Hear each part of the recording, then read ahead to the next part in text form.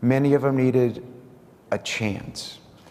Many of them asked for a mentor, an opportunity. They don't want to hear about tomorrow. They were ready to work today. And sometimes they just needed a warm, safe place to sleep and a good meal in their belly where they weren't fearful of a shelter that could be, intimidating. They were afraid to seek help in a covenant house because they thought that they could beat the street. There was a lot of that. There was continuing education and opportunity for job placement.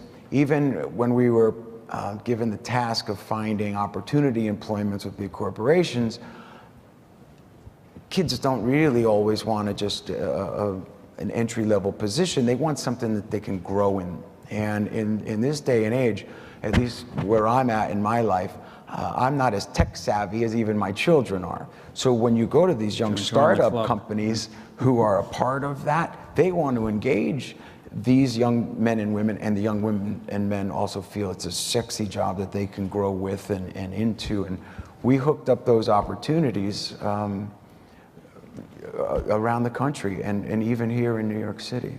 There's, as you know, a lot of concern about especially inner city schools, that they're failing the kids.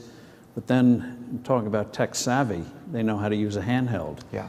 Do you feel that even though the test scores wouldn't reflect it, there's a lot of intellectual capital there that could flourish? Their capital is in their life's experiences. They haven't always been pretty, but that street savvy is something that, at least for me, was the difference maker between who I became and who the guy next to me was, because if you're a scrapper, you're ultimately going to learn to win the fight.